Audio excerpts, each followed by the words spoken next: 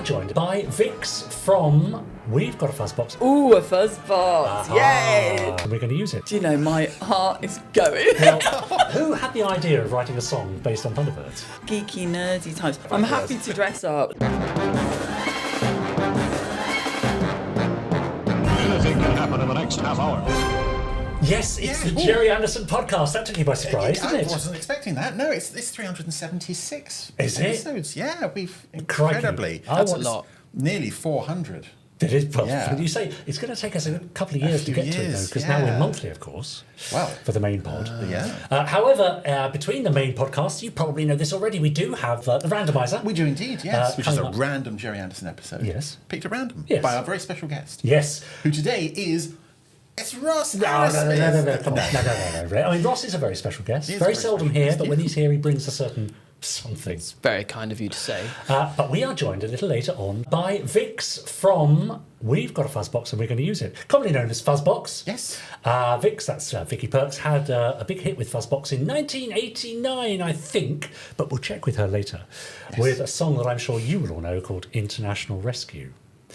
So we'll be hearing all about Vix's adventures in the Anderverse a little later on. Yeah, that'd be nice. But in the meantime, you know this goes out on YouTube, Ross? Yes, I do, Well, yeah. you know people comment underneath. Yeah. Well, last month our very special guest was Jeff Smart. Oh, yes. Commentary Yes. producer and also creator of Nosy Parker Is Go. That's right, yes. Very interesting. And it was indeed very interesting, and some people have been commenting beneath that video. Would you like to take the first one there? Ross? Haven't they just? More cheese, which I assume is a Wallace and Gromit reference, Yeah, possibly. Or just a request. More, yes. More some cheese, okay. Yeah, more cheese, we like that. What a great guest. Jeff is buzzing. He's buzzing. He's done so much, really entertaining. Please have him back again. I mean, I think we could stretch to that. Yeah. he's certainly got a lot to say for himself. I'm Yeah. pretty sure we could get another 2 or 3 podcasts out of Jeff Smart. Yes. This is from Lewis Hutch, who says, I remember seeing Nosy Parker Is Go when it was originally on YouTube.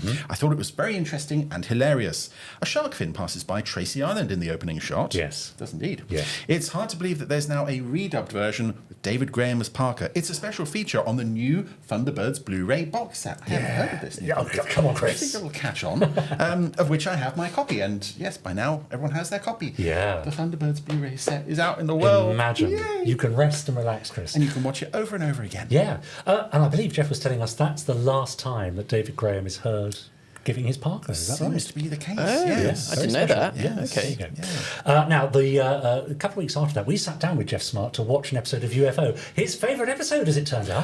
What are the chances? I know. It's completely Gosh, random. yes. We watched Time Lash.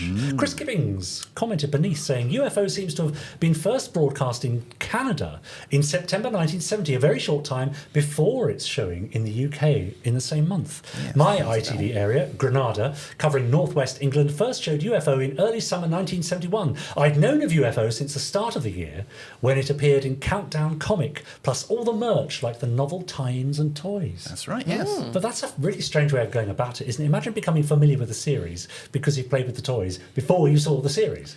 Yeah, that happened a couple of times with Anderson stuff. I think Terrorhawks, there was like a substantial period of time between the stuff coming out and the show coming along. But I think by the time the show came along, the toys had been and gone because they weren't selling, which was just a bit too far in So advance. chicken before the egg. Basically, Cart before horse. Yes. Hawks before Terror. Yeah, but that's odd, isn't it? Imagine playing with an interceptor or something from UFO and having fun and thinking you're in for another typical Gerry Anderson series, and then switching on to watch the first episode. Yes, indeed. Take you by surprise, wouldn't it? Now, we have a little bit to talk about because since we last met, something rather interesting happened. You may have joined us for Gerry Anderson Day, the live stream on the 14th.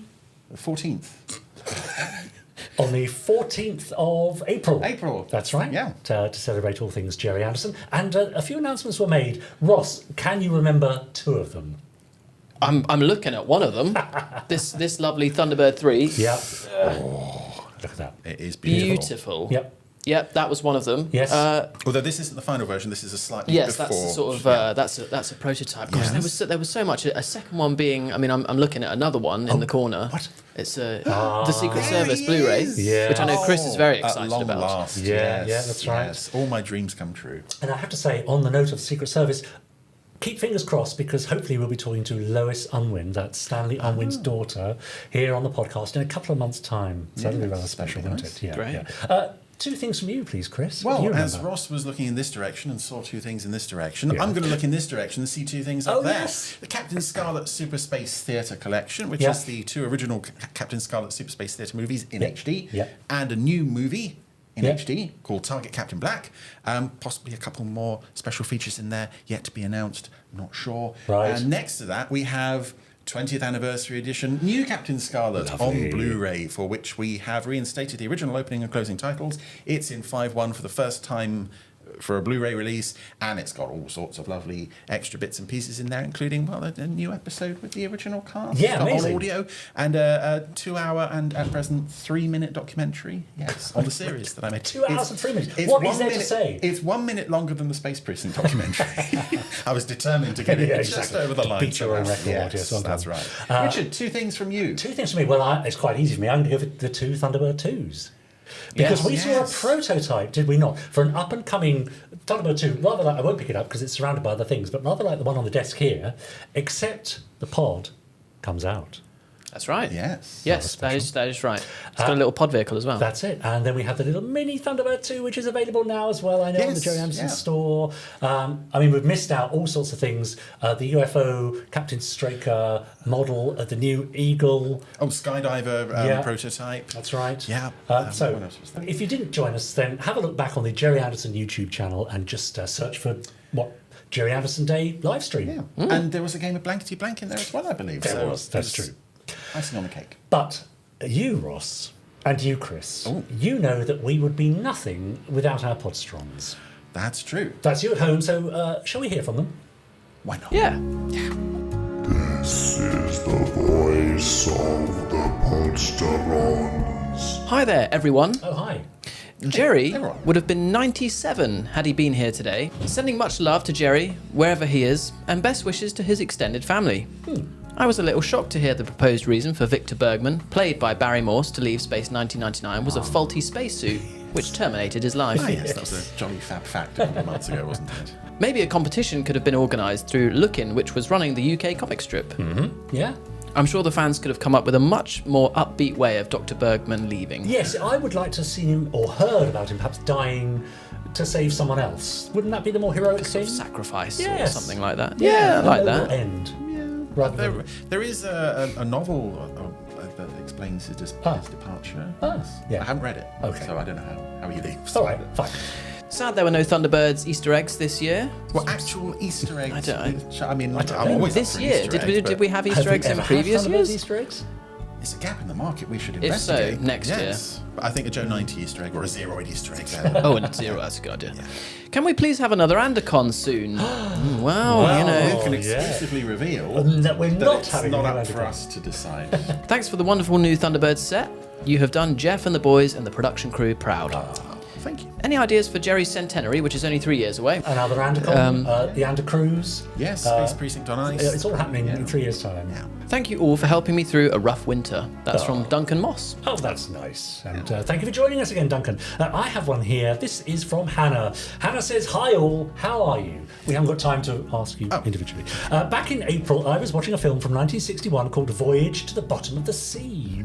Not only was it a very good film, it also stars Robert Easton, who was the voice of Phones and X20 in Stingray. It also stars the actor Peter Lorre. Now, I think Robert Easton based his voice for X20 on Peter Lorre. He did indeed, yes. When you're aware of certain connections a film has with Anderson, they become more interesting to watch. You enjoy them for different reasons. I've attached an image from the film with Peter Lorre in the scene, and Hannah has very handily there he is. stuck a big white arrow to the left-hand side of the screen, and there's Peter Lorre.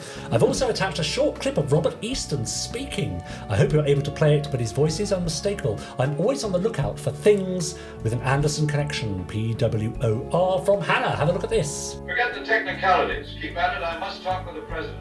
That's it. A very quick clip. Great. That's Robert Easton. I didn't. I noticed the guy was holding a dog or a. Well, you should be listening. He's the voice of Phones. He is the Hannah's voice of point Phones. is, he sounds like Phones. Yes. Well, there is a story behind that because Yeah. at one point Robert filled in for Peter Lorre while he was away, and Peter came back, they said, "Oh no, we don't need you. Robert can do your voice." And Peter Lorre was apparently very impressed with Robert Easton's Impressed? impression of him because he said a lot of people always tried to do his voice and they couldn't get it right, but he got it. Wow. So yeah, that's That is a little bit interesting. more to the story there. Interesting. And a last one there from Yes, this you, one Chris. says, "Hi guys," and a lesser spotted Ross. Well, he's not lesser spotted today, he is here. He is. 0X Captain Rich Goodborn reporting in after seeing the Artemis 2 craft completing its Ring Around the Moon mission, and a pun intended. While following the updates of Artemis 2 and the long-term plans of going to Mars, hopefully we don't discover rock snakes, Mysterons, Queens of Guck, I came across a documentary about the Gemini NASA project that was happening when Thunderbirds came out. Whether Chris or Fred McNamara knows more about this, the mission patch for the Gemini 2 in 1966 bears some design cues to the patch for a certain Mars-bound crew from Thunderbirds Our Go the same year. Did someone say 0X? Let's have a look. Okay, so here we have the 0X logo. All familiar with that? Yeah. And here we have, Oh. what do you think of that? Gemini mission logo. The spiral around it is Yeah. similar to the Moonbase Alpha logo, Yeah, okay. isn't Oh it? yeah, and I'm assuming if you want, you can see a Z in that, Yes, true. a Z and an X, I maybe hadn't thought of that. slightly Yeah. different branding, but There you go. Yeah, nice one.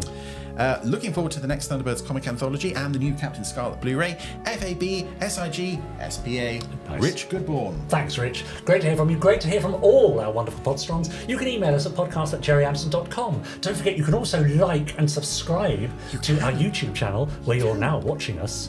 Go to a public place, hack into their YouTube if they've got a TV behind the bar, and show the Gerry Anderson podcast. That's Why hilarious. not? That's a great idea. And also comment beneath some of the videos, and we can read those out as well, because it's all about you lovely podsterons.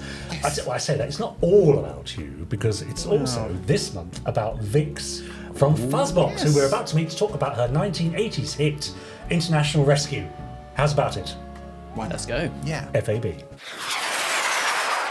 Chris, we've travelled back to the 1980s. Have we? What age am I? I was born in 85. Minus How far have we gone back? Anyway, and we've done that so we can introduce to our wonderful audience the fantastic Vix from Fuzzbox. Hello, thank you for having me. How lovely to see you. It's very exciting to be here. You say that, it's exciting for me because obviously I'm of an age that I remember seeing you on Top of the Pops and following your early burgeoning in your career, which we'll be talking about a little later on, of course. Mainly, though, you got in touch with us because of a particular song, Yeah. International Rescue, that I know our audience will know. And I have to say, it's been mentioned many times on the podcast by either one of us or by someone in the audience emailing thank us in. you. Yes, I think it may even have made a Fab Fact at one point. Possibly, yeah. Yes. Could be right. Lofty heights indeed. But I want to know, how on earth, who had the idea of writing a song based on Thunderbirds? Well, we were all, the four girls in Fuzzle, obsessed with Thunderbirds and all things Gerry Anderson, to be honest. I think that it was very much a Brummie thing from Birmingham Right. and the surrounding areas. It was massive. Really? Oh, God, yeah. Yeah. And I think we like to imitate the puppets, course. as we do in the video for Yes. International Rescue. Yeah. Actually, do you know what I thought when I was having a look the last few days? And I was thinking, I think that it's predicted the future.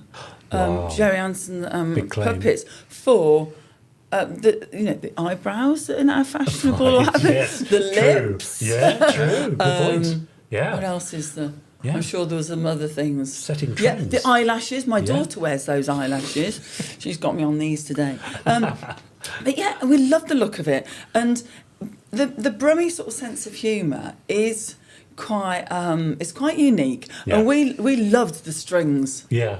showing, we Yeah. loved the fact that it would zoom in and it'd be great big, just hairy hands. Yes. I mean, we did meet Gerry Anderson, which we could Right, talk yes, about absolutely, yeah. later, which would be great as well. But I think we were just messing about with different sounds, like the fireball sort of drums and the synth sounds. Yeah. And we just thought, why not just do a Yeah. song? We were doing 5, That's 4, right. 3, counting like that. And we were also working with Liam Sternberg, who wrote Walk Like an Egyptian, and he was just like wild and up for anything. So we were just like, yeah, let's do it. And that's it, And it was the really. perfect match, really, because there's a certain aesthetic in a lot of the Gerry Anderson shows, kind of futuristic, sci-fi, spacey aesthetic, which Fuzzbox kind of bought into a bit in their look and the design. Definitely, costumes, the big shows. I mean, there was that Beatlesy thing as well, wasn't there? But definitely, we were a bit like puppets or characters, like Yes. cartoon characters. the single that we would have liked to have released fourth was quite spacey as well, Fast Forward right. Futurama. So we would have liked to have carried on with that sort of, that spacey kind of theme, I think, as well. And, you know, we loved all the B movies. Yeah. Yeah, And, so just big fans. And famously, Fuzzbox, of course, were the most successful girl band who play their own instruments. Is that a title you still hold? I think we might just, although I don't know about the last dinner party, might have pipped us. Do you know if they have? It's about flipping time too, isn't it? Yeah, but UK's most successful all-girl band what play their own instruments. Yeah, and how much of a say did you have into your, the sort of your look and the design of Fuzzbox? Was that very much band based, or did you bring someone else in to do that for you? So early days was literally just like going down to the rag market in Birmingham and grabbing a bit of net, a bit of fun fur and so on, and then my mum would help me with a lot of the costumes, the better ones. Some of them were dreadful that I did. So it was really DIY. But then once we were signed to a major, and suddenly you can see the difference in the costumes and the budgets for videos. It spent all our money. And so we wanted to emulate the whole big shoulder pads. I remember with the designers, she was like putting shoulder pads in. I was like, can't you fit any more in? And I was like, well, you can't really get more. I was like, come on, I want more. Big dinner scene. I had 8 shoulder pads in. We couldn't fit any more in. But I was like, all right, that'll do. That's very good. It reminds me of one of my favourite quotes from Frasier. Do you ever watch Frasier? Frasier with Kelsey Grammer, where he says, if less is more, think of how much more could be. That's exactly it with the shoulder pads. Now, in a very brief email exchange with you before you arrived today, Vix, we asked you to give us your Ander score to test your Gerry Anderson knowledge. So let's have a look at the Andermeter and see what you scored. There we go, up to 1, 2, back down to 1. No, up to 3 potentially. What? It's a 2. A 2 isn't bad. Yeah. You see, if I think of just lay people, maybe. But my facts aren't very good. Like if you think of proper geeky, nerdy types, or as the new word is neek. Did you know a neek is a cross between a nerd and a geek? Of course it is. I learned these things from my teenage daughter. Then, I'm probably like not even on the Andermeter or whatever. That's fine. But let's talk about what you do know then. So obviously Thunderbirds has got to be there, isn't it? So what sort of knowledge did you have of Thunderbirds? Do you remember the characters, the scene? Yeah, I mean, I should have swathed up a lot more because at the time we'd have been able to spot who was who. Oh, yeah, we'd have known all of... definitely known all the names and everything. Yeah. I loved all the female figures, and there weren't many. Yes. What I did like is that when there were female figures in there, I think that when you're young, you're sort of drawn to people who might be something like you, or you could a bit of a role model. Yeah. But they were all sporting one there on your exactly. T-shirt. Right. They were strong, and they were a lot of quite.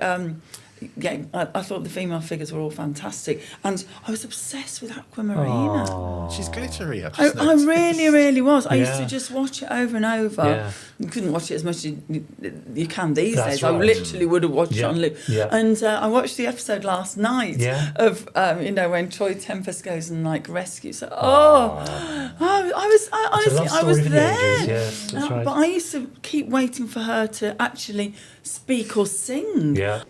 Why don't you answer me? You're wasting your time, Turanian. She cannot speak. None of her race know the luxury of words. She is my slave.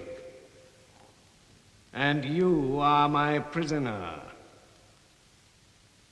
Just who are you? And where am I? I am Titan, leader of the underwater city of Titanica. I must congratulate you.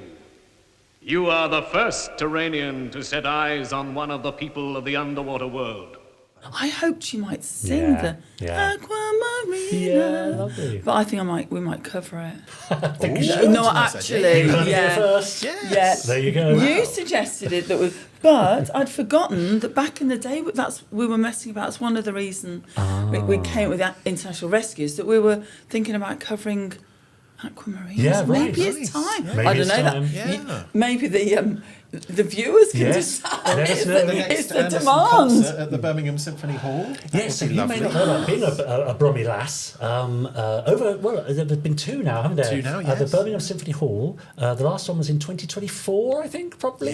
Yeah. Stand By for Action, live orchestra, a something 30-piece orchestra playing the tunes from various Gerry Anderson series. Do you know, my heart is going. Well, next time it happens, Oh my God, that sounds so we'll have you good. up on stage next time. But have a quick look at this. Now, as you may well have guessed, ladies and gentlemen, our finale this evening will be that very special piece of music, and I truly believe, had it been written just a few hundred years earlier, it would probably have ended up as the national anthem. Had to be. There you go. A live rendition of the Thunderbirds March. See, we loved all the theme tunes. Yeah. All the just. They were fantastic. phenomenal. Yeah, well, so hooky and catchy to sing along to. All by Barry Gray, the same genius, wrote Stingray, 5XL5, Yeah. Thunderbirds, Captain Scarlet. Extraordinary. What a talent. Oh, wow. So there you go. Love it. Yeah, that was from Birmingham. So if that happens again, we'll get you up there to sing. Aqua Marina. If you don't invite me, I will be making a big scene, gate crashing, stumbling onto the stage. Fine, yeah. Yeah, that's right. We have I'm Aquas. happy to dress up. That's true. Now, so let's talk about Aqua Marina that you particularly remember. Were you aware when you were watching those series as a kid then that it was a puppet show, or did these things feel real to you? Do you remember? I knew it wasn't real humans, but I think I related to them as though they were. Yeah. Yeah. Interesting, isn't After it? just a minute or two, you just Yeah. kind of switch off to the fact that they're puppets. You just get invested in the story and the character and the world. It's, Exactly. I mean, even say like Aqua Marina. I mean, she's almost like the opposite. I mean, she's serene and silent. Yes. But because the people that did the makeup, they actually used a lot of makeup techniques than real makeup. Right. And so that sort of. It draws you in. Like, just all she needs to do is just do that look, you know. And, Yeah, oh, it's just there's beautiful. There's a match, isn't there? A kind of synchronicity between the design of the puppet, the makeup, as you say, and of course the operators, Yeah. who are usually up high on a gantry, operating the strings. But the out of female shot. puppets were made differently, weren't they? Is that apparently they didn't have the neck, so I don't know whether they held the heads in place. So And the bodies and the head were separate. The male puppets, like Captain Scarlet behind you there, the neck is connected to the head. Yeah. Whereas Neck on bone connected to the head bone. Whereas on a female puppet, Value for money, I tell you. anyway. See like what I can Marina do there. is we're Brilliant. going Symphony Hall. Yeah. Whereas on a female puppet like Marina there, the head is just a separate unit kind of plugged Yeah. onto the neck, and the neck is part of the puppet body. Yeah. Whereas with the male ones, the head This moves is with the it. neck attached. Okay. See what Yeah. I know a What lot was of it? things. Neek? Neat. Let's sneak out. Love it. Now, Yeah. I also asked you what else you were watching as a child, and do you remember some of the things you mentioned to me? Yeah, so Bagpuss. Yeah, lovely. Love Yeah. that. Finger Bobs. Finger Bobs, yeah, classic stuff. Okay, so this is sort of 20 past 5 in the evening, wasn't it? Kind of children's. Probably is. TV. Did watch Play School, but I quite liked Play Away because it had a better theme tune. Play away, way, Exactly. away. Yeah, Yeah, fair enough. Is that one with Brian Kent? That's what we brought Yeah. back. Before my time. It's slightly before. Yeah, sorry. That's right. What else was there? Well, you also mentioned to me in your email Pipkins and the Muppets. Yes, because there was a Brummie as well in the Pipkins, so that was appealing. Really? Yeah. Who was Is Brummie? it Pig? Pig? Yeah. Okay, great. And we always look for a Anderson connection between what our guests were watching as a child and any Anderson series. So, Chris, what have you found for us this Yes, month? well, here's a still from Gerry and Sylvia's 1969 series UFO. Yeah. Oh. There's Anuska. What do you think of that costume? Very Barbarella. Yeah, absolutely right. It's very true. And I think we also have a picture from the Muppet Show. Yes, we do. So if you take a look at that little unit on the right-hand side, you can see a phone with some sort of switches beneath it. And that kind of strange curved structure up there. Well, that was also seen in UFO. Yeah, it's the same thing. Yeah. So when UFO finished, Century 21 hired out all of these computer consoles to other things. So the Muppets, Doctor Who, the Goodies, everything. And they just kept going up until about the 90s. I think the last thing I've seen them in is Space Precinct. Right. So they had a long afterlife in various other shows Oh, and that's films. nice to and know. music videos as well, I Reusing. think, probably, yeah. Yeah, that's right. Yeah. It's in the International Rescue video. Yeah. I was dressed up as Barbarella. Aha. We did a cover of Barbarella. Aha. Okay. Yeah. Yeah, when was song. Barbarella out, Chris? Do you remember what the 60s, wasn't it? So Late 60s, about yeah. the same time as Thunderbirds, do you think, or a little bit? prior to that? Just after? maybe. Yeah. But there is, I think, another connection between some of the other shows you've mentioned. Yes, Pipkins. Oh, yes. Pipkins, yes, Puppets. That ran for 10 seasons from 1973. And here we have a little clip from Pipkins. Oh gosh, I haven't seen this for years. Ah, yes, this will take you back. These are all on YouTube, aren't they? Yes. What's the matter? And Octavia was so glamorous. Now, I'll take your word for that. I remember Hartley ostrich. Hair, and I don't remember much It's else. all rubbish. I mean, look at this room. It's a mess. Yes, it is. Hartley Hare was voiced by voice actor Nigel Plaskett. Yes. And when Gerry Anderson rebooted Captain Scarlet in 2005 as a CGI animation, who provided the voice of the show's villain, Captain Black? None other. Right. Lovely Nigel Plaskett. Let's have a look at a clip of him in action. Rather more sinister vocal performance, as you'll see. Yes. You could perhaps redub Captain Black with Hartley, but Yes. The ice here is 10 feet thick. It can freeze. It's a world away from Hartley Hair, isn't it? It's fabulous, isn't it? Love the colours. Yeah. My Yeah, very theme vivid. today. That's right. Yeah. Sun burns out. But we'll have destroyed all of you. Terrifying. Long before then. yes, There that's you go. Hartley Hare plotting to destroy the world. Yes. Well, I did love puppets. Yeah. Did you have any of them yourselves? Any hand puppets as a kid, or string puppets? Any of those Pelham puppets? or anything? Yes, and I used to buy my daughter's puppets quite often. And we're going to make a documentary at Fuzzbox, and we're hoping to have puppets in that too. I think there's a link actually. Yeah. But, yeah. Okay. All right. I'll investigate that and come back to you. Exclusives we're getting. This is lovely. rather handy, isn't it? Yeah, it's great. Now let's talk about music then. Obviously, you spent a career and almost a lifetime, but not yet, in music. Don't finish me off yet, mate. So what were you listening to as a child? If you were watching the Muppets and Pipkins and so on, what was floating your boat musically? The very earliest stuff actually I got was remember jamming until the break of dawn with Stevie Wonder. Yes, Jamming until the break. absolutely. Loved that. Yeah. Although if I'm honest, there was glorious mud before. Okay, that. fine. But Yeah, as in yeah. pop music, Yeah, yeah, like yeah. chart music. Yeah. And then the Rubettes. Yes, lovely, great. I remember having the album Where It's At. My brother broke it in half. I cried a lot. But there's the main ones I remember really like informing my image, my musical taste and so on would be Kate Bush, The Kick Inside. Oh yeah, great album. And Parallel Lines by Blondie. Nice. Yeah. And I still absolutely love both of those artists and Yeah. both those albums. Yeah. And it was just, back in the day where you could sort of lie on your tummy with your, the gatefold sleeves and read through every single lyric. That's and right. keep putting the record player back a bit to learn the word. At what point then did you think, well, this is the world I want to move in? Do you remember a specific moment? I'd always wanted to perform, really. I'd always just thought I would. It was like a normal thing to do. Yeah. Our family get-togethers with all the cousins and uncles and aunties at Christmas were quite legendary, where it was kind of cross between like the Waltons and the Partridge Family and all of that stuff. And, my uncle would be playing the guitar or ukulele and we'd have big sings and we'd all be in harmony. Then us kids would go off, leave the adults to it, probably cooking and things. Yeah. And we'd come up with a play. We'd have dance routines and songs and, so nice. It was just always really natural, normal thing to do. Yeah. And what was happening at school in the meantime? Were you being channeled into particular subjects or areas? Did other people have a profession in mind for you, or did you? Well, you weren't going to be like an actress or a singer or anything like that at school. Yeah, absolutely not. I remember, saying, "Well, I want to, like perform, perhaps go to drama school." No, you can't say. What do you really want to do? Well, I really want to like perform. No. And did that make you all the more? And they were like, "What else do you like?" I love animals. So you want to be a vet? Yeah, all right, whatever. I don't want to put them down. I mean, I absolutely would still love a small holding, and I'm mad on animals. Oh, yeah. I've got quite a few dogs and cats and things. Yeah. Always, rescuing birds and things. Yeah. But no, I hadn't really ever planned to be a vet. But did that make you all the more determined to do what you wanted to do then, or did? Yeah, especially on the last day of school before I went to sixth form college. Yeah. I think she must have been the deputy head at the time. Said to me, I'd never be anything or amount to anything. And I just thought, see, one of those. We hear that so often. Why do teachers say that? I I know. Well, I was singing like an octave higher of everything that people were singing. And then all of us, there was like a golden medallion award, and we were sniggering. But so I was sort of pulled out. It was a grammar school, you know. Okay. So you weren't allowed to do things like that. Mm-hmm.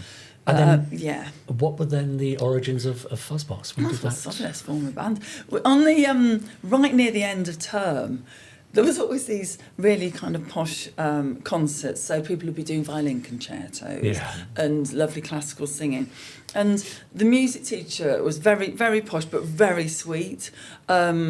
She was actually probably considered quite rebellious because she'd actually let us do songs like, remember this one about a lavender cowboy with only 3 hairs on his chest and he wore Chanel No. 9. I don't know if they knew what it meant. You probably know that one. Only 3 hairs on his chest.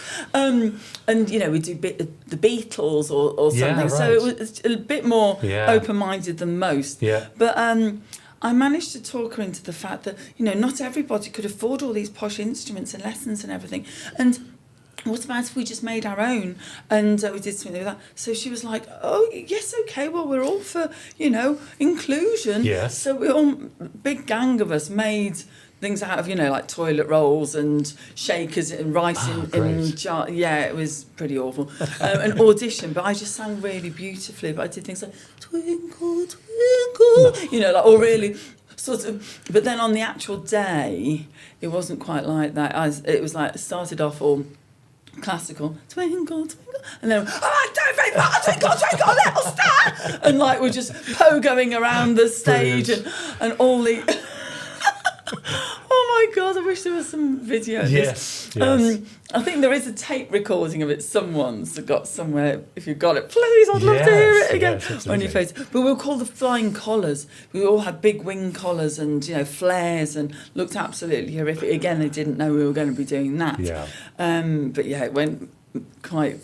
Everyone was stamping, which had never been done before. But I was like, "This, I want to do this. Let's do a proper band." And how funny! It just takes one teacher, doesn't it, to say yes? Mm-hmm. Yeah, exactly. Moment. I mean, poor thing. They're probably like, "What are you doing?" But, yeah. That's great. And do you remember your first gig then? What was your first gig? Definitely. Your paid. First I don't think it was probably paid, but I do remember the first gig very well because we only got together on the afternoon before. So with Fuzzbox, we'd been out at a club and we were always going out to see gigs and supporting other people's sort of their bands. We said, who's supporting you? The Bang Sisters, they're a local band. And he said, we haven't got a support band yet, but if you know of anybody, you know. And basically we volunteered and said, oh, well, we'll do it. And he's like, you haven't got a band, have you? Yeah, we have now. Yeah, exactly. So we formed on the afternoon. Great. Just grabbed whatever was near, a violin that you stick through a delay pedal and, a Fuzzbox. Yay! That's where it all started. Yeah. It covers up a lot of the mistakes. And just kind of, it was at the Barrel Organ in Digbeth in Birmingham, which has gone through lots of changes since. The Dubliner, I think it's Subside now. Right. And we just kind of got and did 3 songs. That's all we had. Covers, I guess. We did Spirit in the Sky, Fever with lots of woo, woo, woo, because I love Elvis. Yeah. And then I'd written a song, well, a sort of a poem really, many, many years ago called Console Me. And we did that. Great. Yeah. I mean, we were so colourful and very, very different from anything that was going on there. You know, everyone was like cheering like mad and like, encore! Yeah. We'll have to just do one of those songs again. Which one do you want? Yes, and that was it. Yeah. And then, And when did the point come when you thought, okay, this is a thing now? This is what I'm doing? Well, at the second gig, we got signed up by a local record label. Oh, so it was pretty serious. Yeah, he wasn't really looking for serious musicians. But we learned very quickly. Yeah. The only trouble is, because we started off not being able to play really, that whole thing, can't sing, can't play, really stuck with us forever. And we do feel like, if it had been guys, that would have been like, that was punk. That was the punk sort of DIY ethos, and there was nothing wrong with it. It was cool. It's like, let's just go have a do it. But with girls, you know, sort of sticks with you. So that was a bit annoying because as time went on, you know, of course you learn how to play. That's right. But yeah. Now, it's all well and good having a musical aficionado with us, Chris, Yes. but I think we should put her to work, don't you? I think we should, yes. Vix, do you remember... 1, 2, 3. Carry on. Do you remember a TV series called Jukebox Jury? Yes. Well, we're going to play something similar now. Ooh, this is a new game. It is, yes, especially for Vix. So there's no go wrong. You'll never guess what I've done. Have a look at this.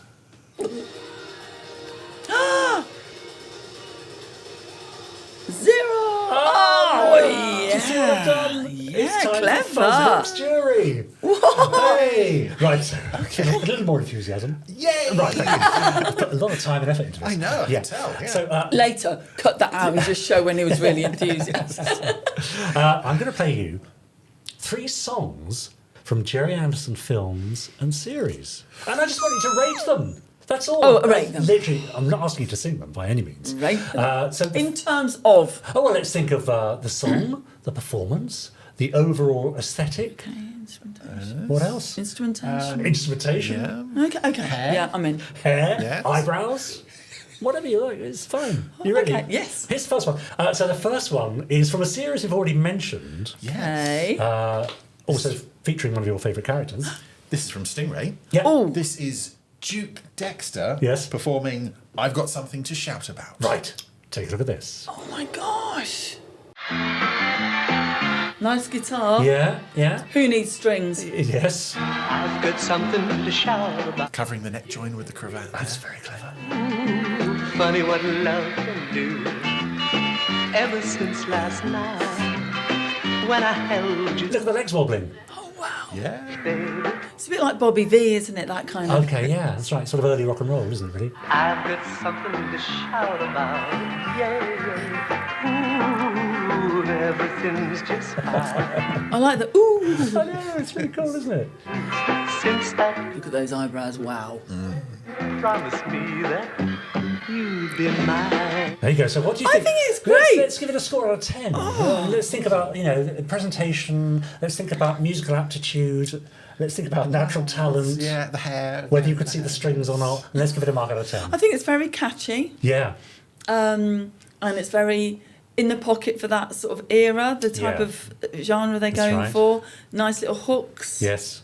Good moves. Yeah. Playing it quite cool. It's not going for it Yeah, too. We don't think he that's needs right. to. No. He's going for the heartthrob thing. Yeah, You can yeah. hear Yes. all the people cheering and Yeah. They screaming. love it, yeah. I'm going to give that one a 7. 7 for Okay. Duke Dexter. Pretty good, Is that isn't it? good? Okay, that's good, yeah, That's yeah. fine. That And does- if cool. anything, I'd go up from there. I wouldn't Well, be going down. Yeah, So but things might get better. exactly. We've got I'm 2 more to leaving go. some ceiling. Okay. Exactly. Now, but this does beg the question: what makes a good song? Hooks. Right. So being memorable, I guess. That's probably the main thing, yeah. Mm. Relatability, so the lyrics, that people can. Apparently, people are more lyric or melody. Yeah. So people either like Uh-huh. tune into. I'm mainly more melody, I'd say, than lyrics. Yes. But yeah, it's got to be a sentiment that people can relate to. Yeah. It's got to feel in the pocket, if you know what I mean. So, like, what is that trying to convey? And it all needs to match, like the lyrics, the instrumentation, the tempo. It's all just got to fit, hasn't it? Yeah. And it also needs a little bit of that secret something. Yeah. No, and if we knew what that somebody, was, it feels we could all do it. convincing, yeah, but authentic. That's Yeah. something that feels authentic to them. I mean, it's easy to churn out good songs, Yeah. but Yeah. like well-written songs that are hooky. Yeah. But that can be quite irritating at times as well. You want something that feels like it's really means something. Ideally written by the artist, don't you? Really. Okay, yeah, that's On right. the whole. Yeah. Yeah. Wow. Well, our next one. This is none other than Cliff Richard Jr. I mean, we're not worthy. No, we're not messing around here. No. Performing Shooting Star. Sometimes I feel Great moves. you are cheating me. With the shadows on backup as well. Yes, Yes. actual shadows. Look at Hank Marvin on the right there. See, I love the glitter. It's lovely, isn't it? Look at his suit. I think I should let you know that I got friends. So baby, listen to me. A shooting star will shoot you. Here we go. Oh yes! All right. Oh my god! Wow! It's a big old It's a production number. banana. Yes. I think it's the moon. Is it meant to be a But- banana? okay. And where does he end up? Look at this. Oh wow! Oh, dreamy. Yeah. Won't go too far. lovely Lady Penelope. The legend has it, when this was played in the cinema, a woman screamed at the sight of Cliff Richard because she was just such a Cliff Richard fan. And It's no a one was puppet. expecting it. But it's Cliff. Is it his voice? Yeah, Singing yeah, it? it's him singing. Yeah, and there's footage that was shot of the band You're performing like, that really? song for the puppeteers to model all of the puppet movements on, and for the sculptors to get the good likenesses of them. Yeah, so they were all really happy with how that came out. And who wrote the song? Do we know? I don't know, but I'm sure someone does. I would assume it was one of Barry theirs. Gray or one of theirs, you think? I don't know. Yeah. The truth is out there, but I can't. Fair enough. Myself, no. So we have to ask you, Vix, your score out of 10. Okay, so... Considering we started on a 7. Yes. I know. Yeah, where would you place Cliff Richard Jr.? Nice voice. Nice voice, always Very have a nice voice. Good bit of singing. Yes. I loved Move It by Cliff Richard back in the day as well. I mean, he That was had a good one. various eras, didn't he? Yeah, kind of the Elvis. I like 80s Cliff Richard. Which is, yeah. Wired to Sound, yeah. I know, it's so cheesy, but that's why I like it. So, he didn't have quite I'm going to cut good that out. charisma. The charisma as the previous one. But, wow. We'll get letters. The production values. Yeah, when he did a massive fart and flew into I don't think that was quite the effect they were going for. Well, later in the video, they're flying through space on a giant guitar, I believe. Oh, nice. And I love the banana, although it was debated saying it's a moon. But I mean, that was absolutely stunning. I mean, that was from a movie, you see, so they obviously had the budget that they didn't have for the TV series. Yeah, that was the big so musical interlude in a Thunderbirds movie, which is just so strange to even say. Yeah. I think it's really on a par though, because song-wise, I'd say less so. 'Cause I don't remember it as much. It's not as hooky. Sure, yeah. But I think I was like wowed by the production values of the performance and the scenery. Yeah. I'm actually going to go 6. Go for 6. How many of these have we got? One more. Okay. Yes. 6, you say? Yes. Well, the next one. I hope If Cliff not, Richard I would isn't have watching. No. Well, otherwise I'd have gone for 7 and 8, but I don't know what's No, next. well, yeah, sure. The next one is from the 80s. Yes. Ooh. This is Kate Kestrel. Yes. Singing SOS Mr. Tracy Yeah. from Terrorhawks. I think, Vix, you're going to love this. Yes. Hold on, Terrorhawks. I had nightmares about Terrorhawks. Good, we'll talk about that in a minute. Good. Here we go. And as the final day begins, I make a fist of whitened fingers till the feeling goes. Didn't they like close with gloves? Yes. In like late 70s and Sure. 80s. Yeah. Now you listen to the chorus. You'll be singing this later. None of you wrote it, did you? You can be brutally honest.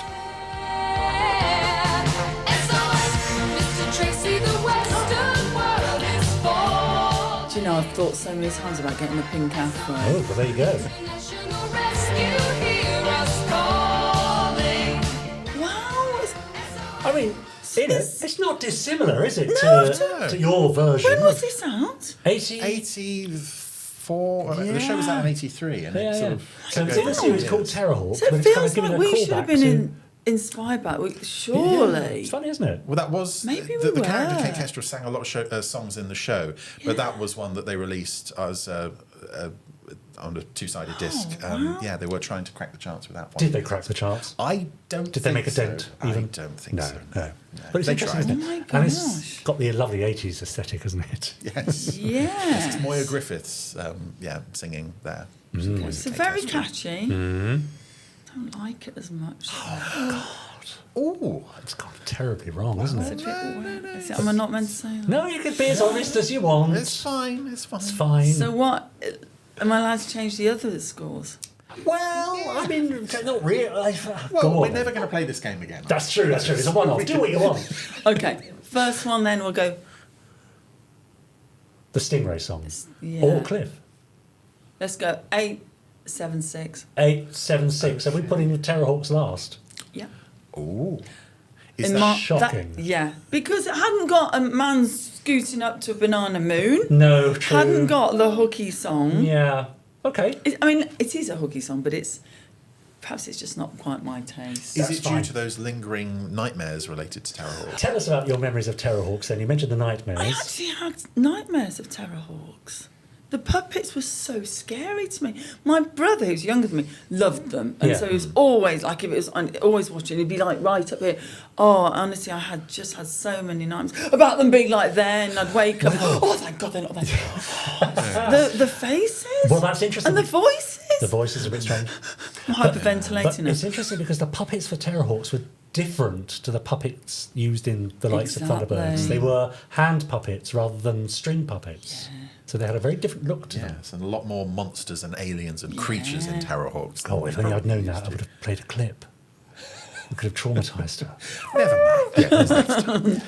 Right, now, you might know, in fact, I know you know this, but we have our very own Facebook group for the podcast official listeners. Yeah, Facebook group. I've been accepted. I know. I did one, I thought, well, I won't like that. I'm going to be on the blooming show. You are one of us. Oh. Yay! Yeah. And you will know that I asked for some of our viewers and listeners to put their questions for you. Oh, yeah. And also on the official Gerry Anderson Facebook page as well. So, are you happy reading them out, or do you want me to read them for you? Don't mind. Okay, well, look, reach in there and try and take them all, and let's get through these questions. Really? Yeah, of course. Yeah, because there's one more. Ooh, and now, when you finish, we're going to exciting. chuck them on the floor, and Ross will pick them up later. All right. Oh, I've dropped one there at the moment. Lee Chappell. Oh, yeah. Thank you, Lee. Yeah. I love Fuzzbox. Oh, brilliant. That's it, end of the podcast. And still play my look at the hits on that CD. My question, aside from what was it like having Ade Edmondson in the song's video, would be, what's your favourite memory from the Big Bang period? Okay, so tell us about Big Bang. That was an album that kind of made your mark, didn't it, really? Yeah, I'd say so. Big Bang's second album went in at number 5 into the charts. So that was great. And those were the days when number 5 meant something. Oh, yes. Well, even number 40 did. Absolutely, yeah. Like to be in the top 40 was fantastic. You'd listen to the chart rundown, wouldn't you?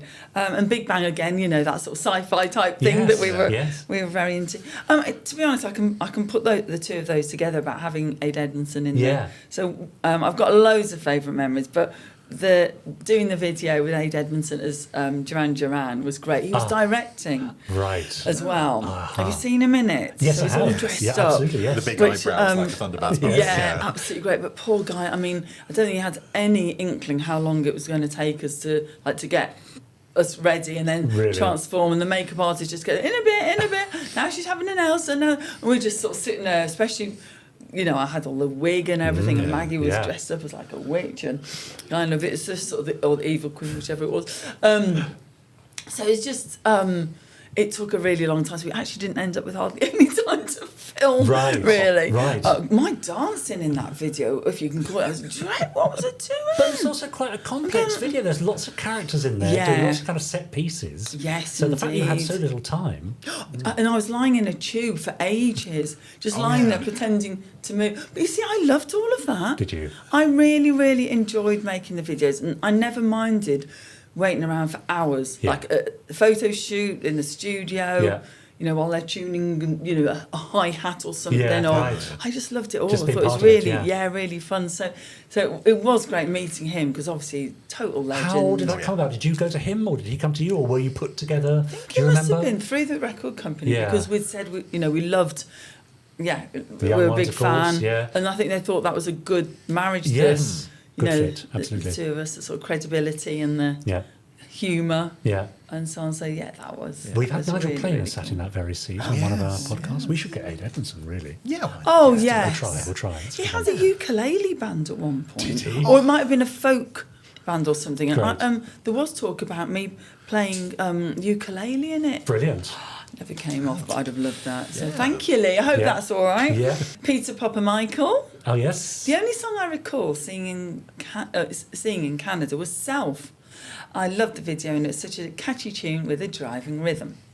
Fast forward many years to the internet and YouTube, I was looking for all things Thunderbirds. And International Rescue pops up. I like that. A little bit, That's it, help each other there. Yeah, that's right. Wait, I know that band. The song was a gift that's still giving. Thank you for making such great music. That's nice, isn't so it? nice. Thank you. Self did quite well in America and Canada. Right. It's more rocky. Okay, were you purposefully aiming for that market as well, or just anything you could get? It's just a rock song, really, a more rocky song. And Brian May played the solo on it. Yeah. It was very strange because we thought that was like cool. Yeah. Unfortunately, we didn't meet him. I think we were off on like somewhere in another part of the country at the time, which was a shame because I'd have loved to meet him because he seems like a right nice chap. Yeah. But we had to keep it secret. The record company didn't want us to tell people it was him. How bizarre. Even when it was released. Yeah. That's strange, isn't it? Because you think that'd be a marketing opportunity. We still, to this day, do not know why. Yeah. I think that they kind of wanted it to be cool and like an industry secret.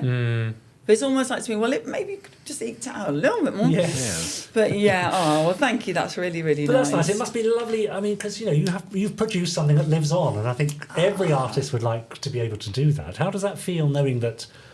Where are we? 40 years later. Yeah, it's the People 40th are still anniversary. loving your music. That must be great. Oh, it's lovely, yeah. It is. It's very nice. Yeah. And that's why I put out a book as well, biography which this we'll year. talk So we've got about. Absolutely, that. yeah, great. Yes. Yeah. But Simpson Clips, did Fuzzbox ever consider doing a follow-up to International Rescue? There you go. Well, we mentioned that you almost did Aqua Marina. Yeah. But were there other thoughts of doing other Gerry Anderson related songs? Wouldn't be against it, I've got to say. Yeah, there's still time. Could still happen. And I know Tina's still bonkers about this sort of stuff. We spoke about it yesterday. We were like recounting all our memories of this. Brilliant. But, well, maybe a remix would be cool as well. But we will be doing it live. Oh, you will Perhaps be doing rocking it up a bit. Oh, yes. Okay, great. And where might that be and when? Well, Are you able to we say? have, hopefully, should be, Yeah. a London Yeah. launch on 31st of May. Oh, yeah. And then also later on in the year. Oh, great. So we're planning. Watch this space. Yes. Brilliant. Yes, Nice. that'd be great. Another exclusive. Yes. But yes. make some Lovely this. suggestions. Yeah. Like, Let us know. hey, What do you want why to hear not? in Fuzzbox cover? Yeah, exactly. Robert Stewart Evans, my question would be, where did the idea for the song Pink Sunshine come from? Pink Sunshine, another great hit of yours. Yeah, absolutely. About, from the same album, I think. Is that right? Yes, it is, yes. Yeah. I mean, although that actually... It was lower in the charts in International Rescue, but sold more because there was dodgy dealing with the record company. Don't ask us. Yeah. We were so number one at the time. Instead was "Don't Make It Feel Good." Do you remember Stephen Dennis? Yes, I do remember that. He was number one. Fine. Okay. Yeah. I wrote most of the lyrics, but actually, I believe Maggie and Joe came up with the title, and it was about where they lived in Birmingham. It's quite more industrial, and it was about the sort of sunlight, like the pollution and the sun. Yeah, Aromatic. the sunset is kind of very pink. You can get those nice pink sunshine. How did you sort of divide up writing duties as a band? How did that work? Or was there no sort of formal way of doing it? I wrote most of the stuff, but we ended up splitting it all 4 ways because I'm such a magnanimous. Isn't that always the best thing to do anyway? I think because it get into trouble otherwise. People feel aggrieved. Well, it don't seemed they? like the right thing at the time.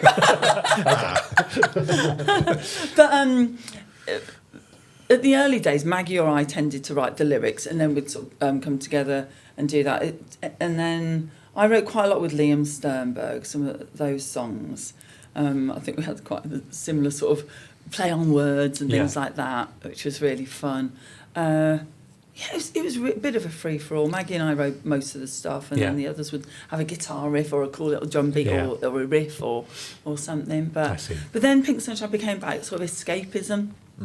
You know, like just grabbing your suitcase and just going. And it's like, to me, it's very much like a car, like it's sitting in the car driving away, just... Yeah, it's one of those kind of And I should imagine songs. it's one of those songs that when you do sing it live, well, you don't have to sing it live because the audience takes over for you. Even if you didn't know it before, it's quite easy to learn, isn't it?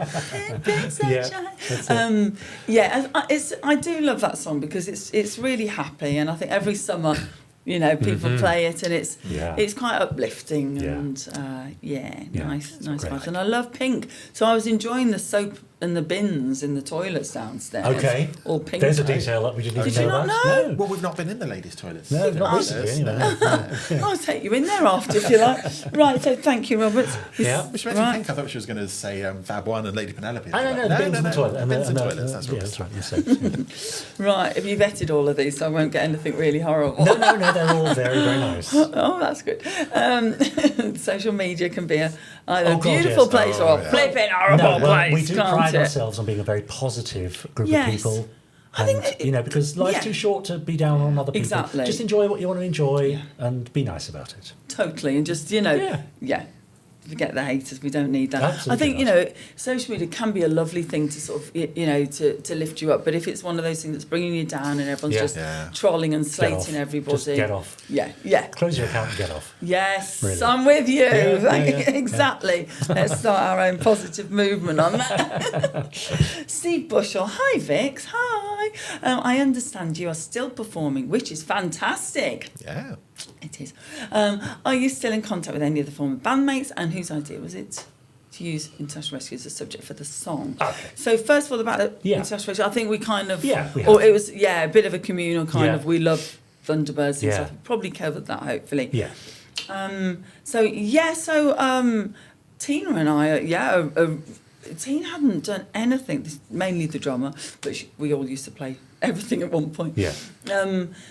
She hadn't done anything in music for since we were last together. Right. So kind of 35 years. Right. And then she got in touch with me, which was really nice, out of the blue, and we kind of hooked up and took our dogs out to meet at a pub and got on really, really well. Yeah. And they were like, actually, should we do stuff again together? So we're rehearsing at the moment. Got some other awesome girls in. Nice. Who I've had in previous bands of mine that have been all girl bands. Yeah. Vix and the Kicks and Vix and the Mischief. So I've kind of grabbed them in. Brilliant. So so we got on really well. She's lovely. And were you always, Fuzzbox came to an end when it came to an end, and the four of you went your separate ways and started new lives. Yeah. Perhaps not in the music industry, but with you, was it no way were you ever going to leave the business? Well, one of the things I wanted to do is go off and do lots of things I hadn't necessarily done before. I did loads of courses and all sorts of things over the years. Yeah. Self-improvement, I think. Yes, and I still do now. Oh, right. I just suddenly think, I want to learn, this is quite wild, EFT, the tapping thing, or hypnotherapy, or, trauma-informed practice. Right. But at the time, I was doing, belly dancing. Or African dancing, or percussion, or just reflex, or anything, nice. stuff. But the music business, as I sort of knew it, because we'd only been 15, three of us were only 15 when we started, so I hadn't got any contacts, hadn't kept any of that going. I wasn't sort of business savvy at all. Yeah. And so I thought, I'm just going to go off and do what I want to do, because what kind of the connections we had at the time wanted me to do was pretty blooming awful. I had songs sent to me. I was like, no, I can write songs actually, because I wrote most of the stuff. Yeah. But there was, for example, it was a bit of a kind of Sabrina type thing where I'd be standing on the beach in a bikini, singing this song about there's Michael, Luigi, Franco, and whoever. They're the guys I adore. I was like, oh my, you wish I'd Pass done on it. that. I'm not saying words. No, keep it quiet. It was all this sort of thing, they wanted to be very kind of, bimbo-esque, really, I suppose, and just, so I thought, right, I'm going. So I went off and went really rock for a while. Yeah. And worked then who became my brother-in-law, Robin George, for a long time. I did lots and lots of different projects. But I would say, that I've got a lot of great stuff, albums that are kind of, lurking and hidden. But I didn't really have the contacts anymore. Yeah. Or I'd go back and I was told off for you've learnt to sing too well. Oh. At one point, you've got too much personality. We don't know how to market you. Things like that. And, and then I'd done this concept album, all these archetypes of women, which I thought was great and dramatic and stuff. We don't do concept albums; they're outdated. It was always this sort of. Yeah, a bit of a war. So I just went off and thought, well, I'm going to do it anyway, and just which I guess is easier now, isn't it, to self-publish? Yeah. And just be what you want to be is easier, but I guess you don't have that huge sort of marketing machine behind you, which is the downside, isn't it? And you don't know how the business works. That was just, it was so. I assumed I'd just be able to sort of go and go, right, this is what I've got now. Let's, but it all moved on. I didn't know. It's ruthless, so it's quite isn't it? confusing. Yeah. Another question? Have you got some more there? Rich Davey. Oh, wow. I had a massive crush on Vix back in the day. See how I went massive, massive, the big, humongous. Big Bang was a great album. And I'm sorry to read that band member Joe passed away in 2012. Oh, thank you. My question for Vix would be if she has any memories of appearing on the iconic Old Grey Whistle Test and Top of the Pops. I mean, these shows were at their height, weren't they? Yeah. At the time? The whole country watched them. Absolutely. So that must have been quite an experience. Yeah, it was great. I mean, because we were watching the Old Grey Whistle Test and we were watching Top of the Pops. Yeah. So then to be on, it was really cool. Yeah. I mean, we were always very, very down to earth. So I don't think it ever quite hit us like it probably should have done. Yeah. You know, like we'd watch it back and just go, oh, look at you fell over, and sort of like that. But yeah, most of the Old Grey Whistle Test was gurning at the camera. We liked a lot of gurning. But that was as like you sang, because Top of the Pops famously you would have been miming. Yeah, unless you were number one, you could. I think sometimes they let you sing live. You were never allowed to play live. Top of the Pops was interesting because you knew it was a massive thing, but they sort of treated you like you were kind of naughty schoolgirls at school. You know, don't go fraternising with the other bands. So you're like, if you crossed paths, you were lucky. Sort of like, oh hi, oh, nice to meet you. Yeah. But we used to sort of sneak out and have someone on lookout and sneak notes under the doors and that sort of thing. And so who were you idolising at the time that you were finding yourself on stage with? So really, I don't think we were ever that starstruck because it was just like, you know, just this is what we're doing. Humans like us. But I remember meeting people like The Cult. They were really lovely. New Order, Soul to Soul, Simply Red. I think they had the note that said "You smell," and on the other side it said "Nice." Good, I like it. I insisted on the nice bit. Didn't want to be mean. And of course, all the Stockache and Waterman lot. And Kylie and Now, which is the very antithesis of the sort of stuff you were doing. But did you feel accepting to that kind of the factory, the hit factory? I wasn't a big fan. I mean, sometimes we were lumped in with that actually, which I didn't like. The sort of the tag. Some what Stockache Waterman did, perhaps. Especially the early days was good, but I didn't see us like that. So you know, I thought we were kind of far more in control rather than just getting another singer to sing the song. Yeah. But yeah, they were all nice people to hang out with and stuff. Yeah, amazing. Right, we've got 3. Yeah, great. Jonathan Bell. I read that the band did a cover of "Walking on Thin Ice." Walking on Thin Ice by Yoko Ono. Did you ever meet Yoko Ono, or did she ever comment on your version of the song? We never did meet her, but she was famously not very keen on people touching her music or doing her songs. However, she apparently really liked us. And she obviously would have given her... Yeah. I think there was a link between the record company, because we had like the big boss, Rob Dickens, knew everybody, so I'm pretty sure he was able to sort of approach it. But yeah, I think she liked the fact that we were sort of all female. Yeah.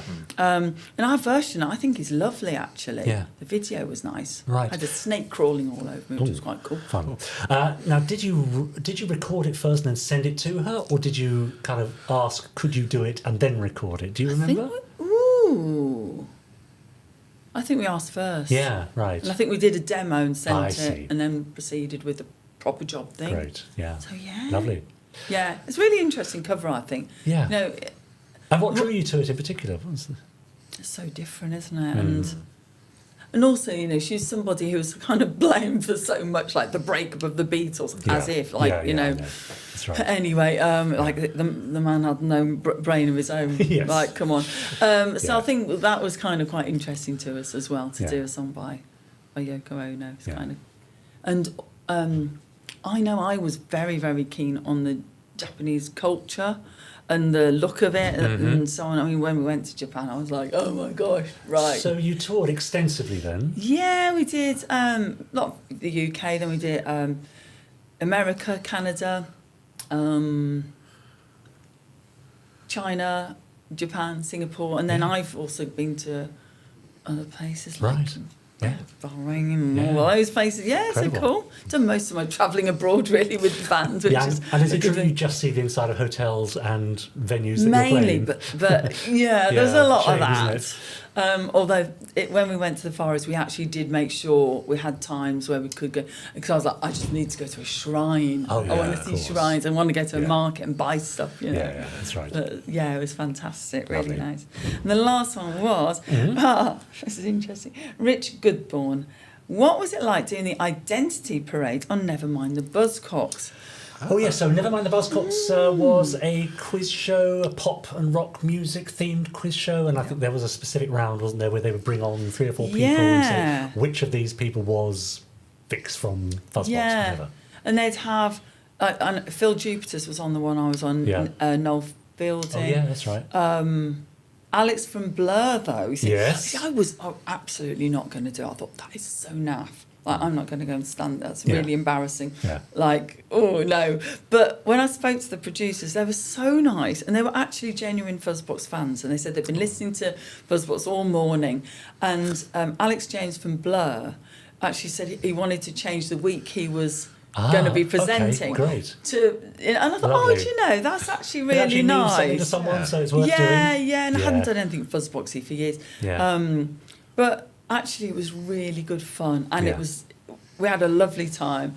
Noel Fielding got down on the floor, was doing, I'm not worthy. I'm like, oh God, if only I filmed this. They were absolutely lovely, but yeah, it was weird because I hadn't wanted to do it, but then once I sort of spoke to them about the kind of the setup. Yeah. Oh, why not? Yeah, Don't why take not? yourself so flipping seriously, girl. Yeah. So And it actually, was fun. It's kind of, what is the phrase they say? It's fish and chip paper, don't Yeah, they? It's gone. exactly. You watch it and it's gone. But, Yeah, a fun yeah. experience, It was quite, I'm sure. it was quite nice because actually it sort of made me think, oh, there's actually still quite a bit of interest, Yeah. and that sort of did instigate me getting out. Right. And the reunion in 2010 as well. Yes. So it was kind of like, oh, actually maybe. Yeah. So I thought never again. No. Yeah. So actually, This is quite fun. The first of, I think, 2 reunions, is that right? Yeah, there was 2010 with Jo, Yeah. who was still with us then. Yeah. Unfortunately, it wasn't long after that she passed away. Mm. And then, so Tina had already decided long ago she didn't want to be involved anyway. She was off teaching and quite happy with her life. So me and Maggie had always sort of thought we wouldn't do anything else, because how could you do it without, like, Jo the guitarist, Fuzzbox, you know, player. So we left it. But then again, there seemed to be a bit of a groundswell, like 2015, where people contacted saying, you know, do you fancy doing anything? And I'm like, So we just thought, go on, let's give it a go then. Yeah. And we actually had a lineup of 5 of us because we couldn't cover all the instruments, because in the early days we didn't realise. How did we not realise? Because we were watching bands all the time. We didn't really realise you normally would have a bass and a guitar. Yes. Rather than a bass or a guitar. Yes. Yeah, so actually we sort of, because we had keyboards, we often ended up Yeah. kind of an instrument short. So yeah, we had 5 of us. And it was Right. great. It was nice to go out and prove we could play and sing and absolutely. perform. Yeah. It was really fun, yeah. Yeah, great. And then we've done bits since, you know. Yeah, and that's right. Keeps kind of coming back round. Yeah. But for the 40th anniversary, why not? I suspect it will never leave you. And is that okay? I think it's okay now. Yeah. Yeah. There's been times when I've been like, no. Yeah. I'm doing my Americana, or I'm doing punk, or I'm doing Sure. this. Yeah. But no, it's cool. Yeah, It's cool. Absolutely. Yeah. Yeah, great. Here we we might as well talk about International Rescue then. I think we in a bit more detail. should. I have to say that's an iconic single cover, reinventing an already pretty iconic image of the Thunderbirds. Exactly. Isn't that Yeah, that's amazing? Tina. Look Yeah. how sweet That's and young great, she is isn't it? there. Very, very cute. I should have asked her for the hat. Yes. I wonder if she's still got I it. wonder, yeah. This is a special, like, fold-out one. Nice. I know, it's nice, isn't it? God, that's good. Good stuff. You brought with you a bag of goodies, I can see there Yes, anyway. I The got first that one being the There single. were lots of versions of that. And we used to use loads of all the words on them. It was so cute. Like, what have we got? 4 Queens of the Galaxy, you know, all of this kind of stuff. great. And we all... So starring Vicki as Barbarella, Tina as Tina Tracy, Jo as Jo 19, Maggie as the Great Tyrant. Brilliant. That's really Fabric, nice. Danger on the way. Great. It's all just like this Yeah. sort of stuff. Really cool. Yeah, have a that's look if really you have nice. a look That's if you fun, like. thank And then you. they. Yeah, I'll have a So look. that was the single, and then that was the 12-inch. So that was me as Barbarella. Yeah, lovely. Oh, yeah, of I course. did dig out this costume. I mean, I'm actually, there were disappointed you two, didn't turn up in it today, frankly. Honestly, it's absolutely wrecked. Is it? Yeah, because I was rolling around on floors I mean, there's and not stuff. much to it to begin with, is there? There wasn't. No. There was another one, you see, the silver. So I think I must. Yeah, that's the one I think I've still got. I had to be sewn into it.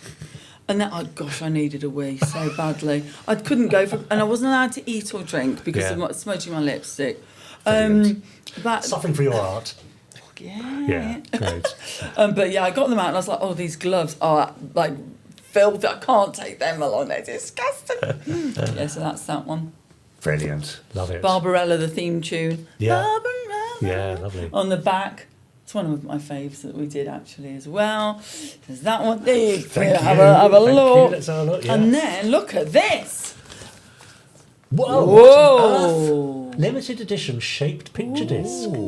That's rather snazzy, isn't it? Well, it is, because picture discs and shaped discs used to just be such a thing, didn't Absolutely. they? We've got some lovely... And the different colours. And... Yeah, we've got some really nice ones that they did for Japan that were gorgeous. But yeah, that's so cool. I don't know if there are any other shapes. That's really quite special. There's a isn't lot it? of stuff I don't have anymore, and I've got very, very little left as well. FB2. Yeah. Yes. But there will be people out there who do have it, I guess. I mean, you must know of some real Fuzzbox collectors who've just got everything about everything. Yes, I'm sure. Yeah, absolutely.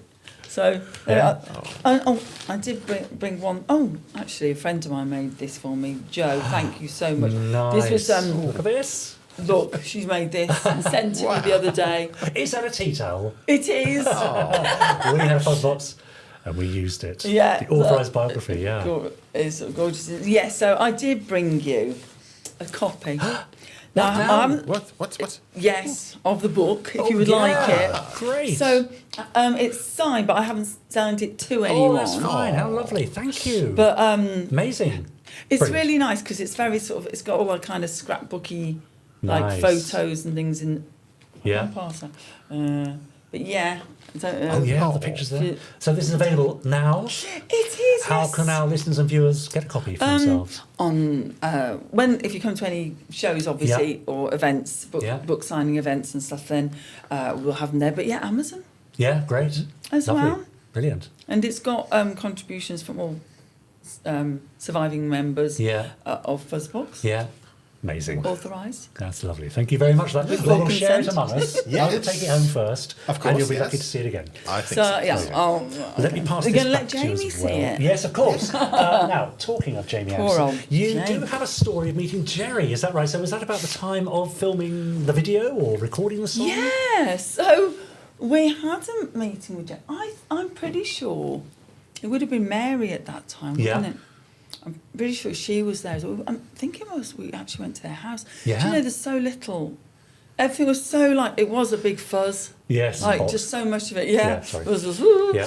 And he had a store cupboard of the puppets because we said, can we see some stuff? They were just dumped in a cupboard, and loads he didn't have, and he said, "Oh, I'll throw all those away. They were no good." Yes, famously unsentimental, Gerry, about his work and his various props. You know, that's right. If you threw them out, we would have taken them. I'm sure many people. Yeah. Right, So the idea was actually that Gerry Anderson would make puppets for International Rescue for our pop video.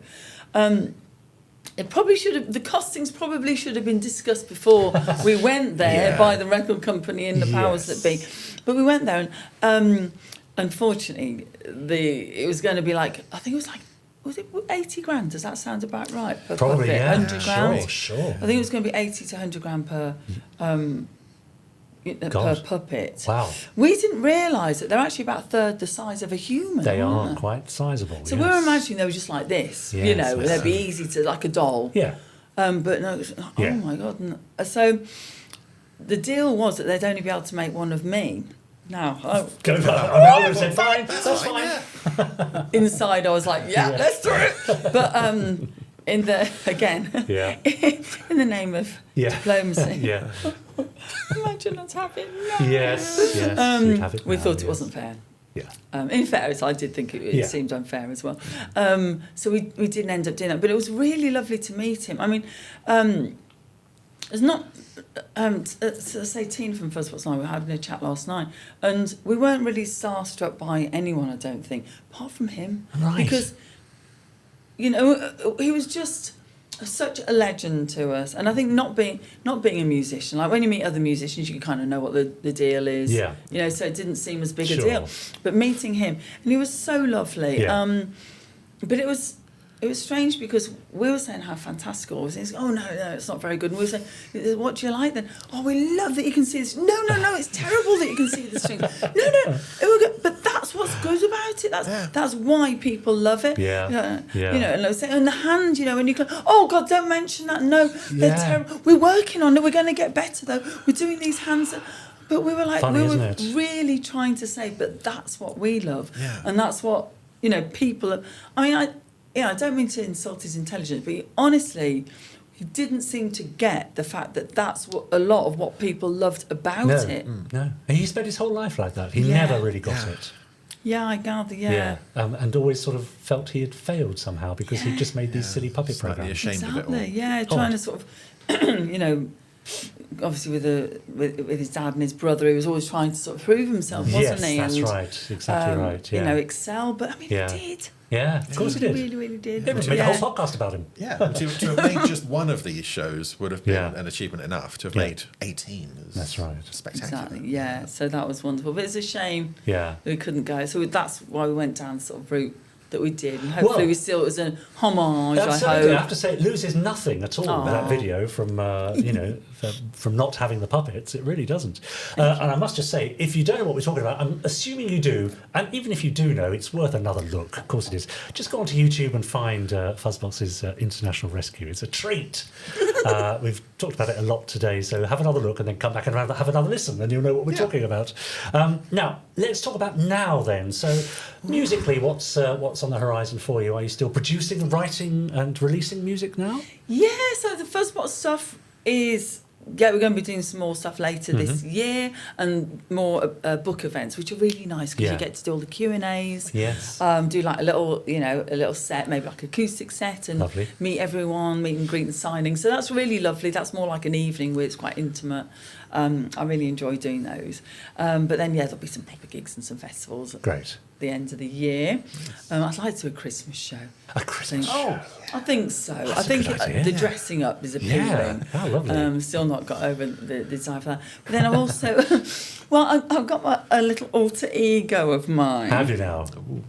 Yes, I was doing it secretly because I wanted to release music just for the sake of it. I didn't want to kind of have that, she was in Fuzzbox, or you should be doing this, or you shouldn't be doing that at your age, or whatever it might be. Yeah.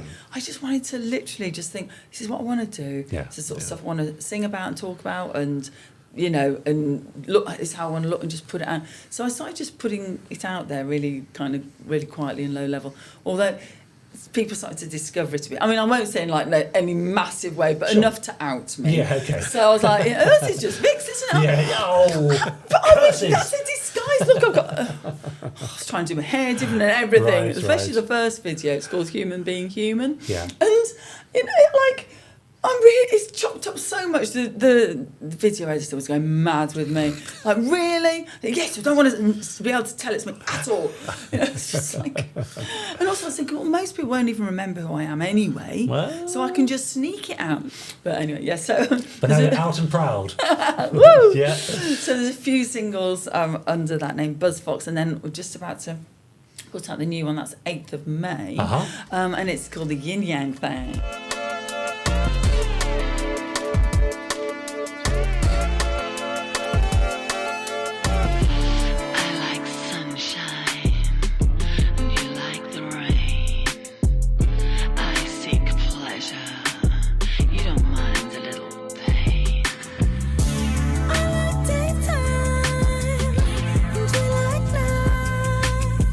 I try to make peace.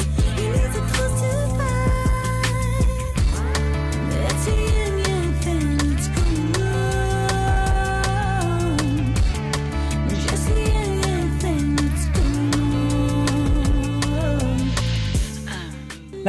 Vix, you may think that we've brought you here to talk about your lifetimes and career, but actually, the real reason we brought you here today is to press that big red button on the table. Not now! Oh. We're going to explain what it is, first of all, because in a couple of weeks' time, we're going to sit down and watch a random episode of a random Gerry Anderson series with you. Okay. If you're up for it, that is. Random. Very random. Yes. And this episode will be chosen by the Randomiser. Chris, could you explain what the Randomiser is, please? It's very random. It's a wonderful machine that we don't have with us today that contains every Gerry Anderson episode and feature film ever made, all 550 of them. Yes. Is it like a tombola or Pretty is it much, yeah. And by it's a pressing little that less button, technical than that. But yes, less technical than a tombola? Yeah, I know. We haven't nothing got but no the best budget here. here. Come on, we're trying our best. I mean, the randomizer has ended up as a doorstop, basically. Yeah, but anyway, you can activate the Randomiser remotely by pressing the big red button, and let's see what episode it chooses for you. There you go. If you dare. Lift the button up so we can see it on this camera. Give us a countdown if you want. Oh, yes! Go on then. It could be Terrorhawks, because it is random. What if I end up if I've got a therapist on standby? Well, you don't want to be Sort something sued. out. We can Deal with it. Okay. 5, 4, 3, 2, 1. Great, it even started before you pressed the button. How's that? Oh, yes! Oh, well, that was a quick one. Okay, Fireball because XL5. normally it scrolls through all these different series and we end up with something from the 1970s or 80s or 90s, but no. Tell us a little bit Straight to about the 60s. Fireball XL5, Chris. Well, Fireball XL5. Do you remember Stingray? Yes! It's a bit like Stingray, Yes. but instead of being underwater, it's in space. Yeah. Sure. There we go, that works. And we're talking Yeah. pre-Stingray, we're talking pre-Thunderbird, Yeah, so it's black 62. and white. Yeah, it's black and white. It's black and white series they did. And filmed fairly locally. Is that a Slough? Slough, yes. Yeah, there we go. Great. So, very popular, as you can imagine, back in the day, as many of these shows were. yes. And in fact, if we have a look at IMDb, the series as a whole got 7.2 out of 10 on IMDb from reviewers. And here's a typical review of the series. Brings back memories. Every Saturday morning, I would tune in to see this show. It was my earliest favourite that I can remember. I think I was 5 or 6 years old. It's pretty well done for the time, although in black and white. It featured good characters, cool rockets and special effects, and best of all, it stirred the imagination. That's what we want, isn't it? Yeah. What year would this been out then? 62. 62. Because I remember us getting quite into this. Right, Fireball At that XL5, time, because that's yeah. one of the when we were coming up with the drum beats and things. Okay, yeah, well, it might bring theme back some... tune was the inspiration. Yeah, might well bring back some memories. And this particular episode was given this review, an episode light on explanation, but some good action and jeopardy, fun to watch if you can ignore the weird science. Well, that's the whole series. Yes. I love that line. If you can ignore them. That's fair enough. It is Obviously. science fiction, isn't it? De rigueur. And it is, it's a family show. It's for kids. We It don't is, need, yes. hard science for that. No. Now, We should probably mention what episode this is. Of course, yes. Yes, why not? Go on. It's XL5 to H2O. There you go. That means nothing to anybody except the Fireball XL5 fans at home. Yeah, exactly. One or two. Okay, so now what we like to do, Vix, is we like to present you with one of these. Now, time for Fab Facts. Okay, this is going to be a very special part of the show where we present you with a fab fact pertaining to the episode that we're going to watch. Ooh, Ready for okay. this? Yes. Okay, Chris. You're giving me a We'll be fact. That's exactly good. that. Yes. Chris does all the hard work. So this episode of Fireball XL5 features lots of scenes set underwater.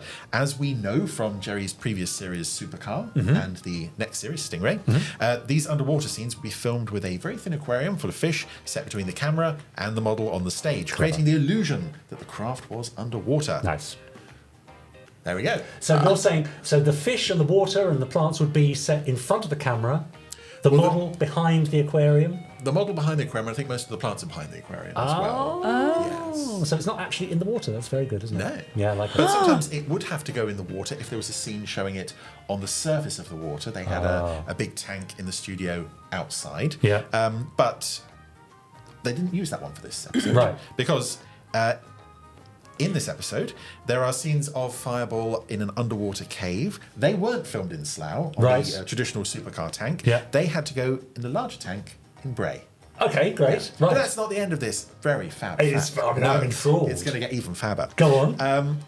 We have a very special villain in this episode. Yes, there he is. There he is. Lovely chap. He is another memorable creation from puppet sculptor and designer John Blundell, who later created many Gerry Anderson puppets, including Parker. So it's the same man who designed Parker and that chap there. Now, would he been working from his own designs, or was he designer, builder, or would the designs have come from... I think he probably had free reign to just do whatever he wanted. Yeah, Yes. yeah. So in this case, we have the puppet's head is made of wood, his eyes are Perspex balls, and his lovely little fangy teeth there are plastic toothpicks. Right, Yes. Nice. Now, keen Super Mario Nation fans might be wondering if this aquamphibian, for it is an aquamphibian, or a fishman if you prefer, is any relation to the aquamphibians who later appeared in Stingray. Yes. Yes. Aha. And indeed he is, because his body was reused to be one of the aquamphibian bodies in Stingray. See. Very good, yes. As for the head of the Fireball XL5 Fishman, now without a body, sadly, well, what can you do when you're a head without a body? Very often these things would be just thrown in the bin, but luckily for us, and for the Fishman, his head was not thrown away. John Blundell took him home and kept him in his personal collection until his death in 2014, when his vast collection of various puppet and theatre related items was auctioned off, and he sold for a very respectable £3,000 in February 2018. Who's got them now? They're all just scattered. In private collections, scattered, yeah. He was a massive collector of wouldn't it be nice to bring them all together and put them in some sort of exhibition? Yeah, he had other XL5 bits as well. I think he also had a miniature version of this character as well. But that's an amazing bit of sculpting. How big, what sort of size would that head have been to have collected £3,000? Oh, dimensions there, look. Oh, there you go. 12 centimetres by 13 by 7. Yeah. £3,000 That's very big then. Not bad for a bit of wood, is it? I mean, I say that. I didn't mean to be quite so disparaging. I know a lot of work. Those plastic toothpicks are probably still quite sharp. Yeah, that's right. Yeah, hopefully, our friend the aquamphibian or fishman is living a nice, quiet retirement somewhere. Being looked after. Sweet. Very good. And that's this month's Fab Fact. But before we say goodbye for now and settle down to watch our episode of Fireball XL5, where can we find out more about you, Vix? Are you online? Do you have a website? What are you doing these days that people can join in with, subscribe to, all that kind of stuff? Yeah, I'm on quite a lot of the social media sort of things on Facebook. So probably best find me Vicki Perks, VIX. There's all the Fuzzbox ones, Fuzzbox Official. I'm on YouTube. I've got my own little kind of well-being and music business, which is called Happy Life, HAPPILIFE. Lovely. So I do Reiki. Oh, yeah. And life coaching. Is this and as a all result that nice of all the courses that you were doing over the years? Yeah, and a roller coaster sort of like you learn how to help other people. So I do workshops and all that sort of stuff as well, which is really nice. But and also brand new YouTube channel, VixVox, VixVox. Lots of things going to be going. What can we expect to see there? Podcast to start with. Yeah, hello. You can be on it if you like. Of course. Come on down. There's going to be all sorts of things planned. Very exciting indeed. Great. Well, you can join us in a couple of weeks' time. That's me, Chris, and Vix to settle down and watch an episode of Fireball XL5. That's XL5 to H2O. Yes, very scary fishman. Who's bringing the snacks? Oh, snacks. Oh, we could sort that out. Oh, we call up something from the bar, maybe? Maybe. Yeah. But for now, how lovely to meet you, and thank you for joining us on the Gerry Anderson Thank you podcast. so Vix much. Perks, thank you. Thank you for having me. Thank you.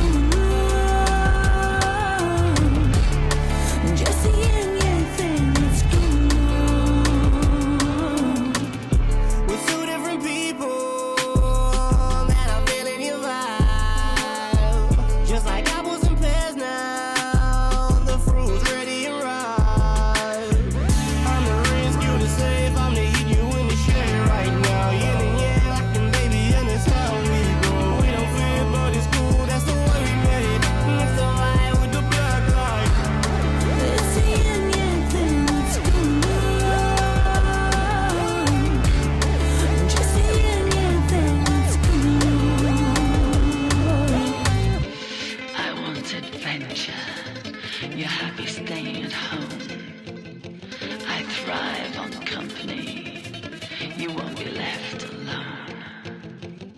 I love stargazing. Need to be unbound. I got my hands in the clouds. You got your feet on the ground. All the sense of trance. It's a yin yang thing that's going on. Just a yin yang thing that's going on. All the sense of trance. Yin yang thing. All the gags going on. Just a yin yang thing that's going on. We got it going on. We got it going on. We got it going on. Yin yang.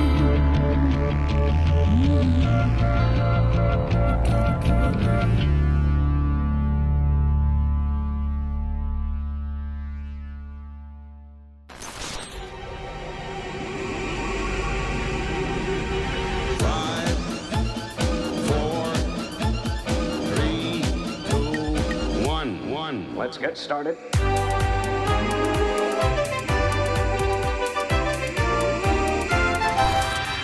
Let's go.